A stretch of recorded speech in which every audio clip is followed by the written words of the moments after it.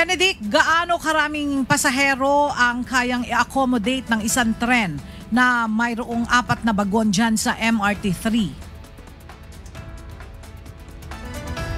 Magandang umaga, Ella. Ayon nga sa Department of Transportation ay mahigit 1,500 na mga pasahero na yung kayang makasakay sa isang biyahe ngayon ng Metro Rail Transit o MRT Line 3. Mula sa 3-car train set, simula ngayong araw ay gagawin ng 4-car train set ang babiyaheng tren ng MRT Line 3 tuwing rush hour. Mula alas 7 hanggang alas 9 ng umaga at alas 5 ng hapon hanggang alas 7 ng gabi aarangkada ang tren na may 4 na bagona.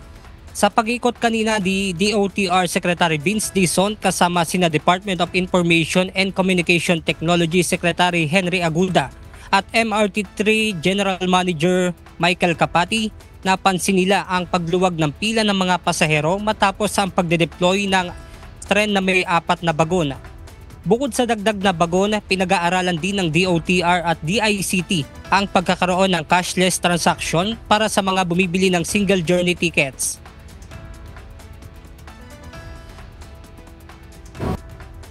Bandang May or June, meron tayong i-testing na carousel na hindi ka na kailangan bumili ng bill card. Pwedeng credit card mo, pwedeng cellphone mo, Gcash, lahat. Pwede na. Hindi ka na kailangan pumila.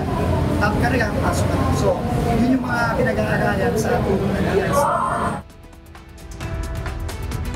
Plano rin na maglagay ng free wifi access para sa mga pasahero.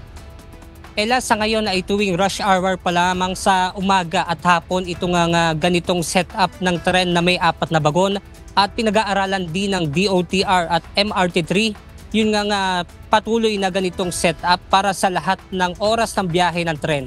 At yan mo ng ating update mula rito sa Pasay City. Balik sa inyo dyan, Ella.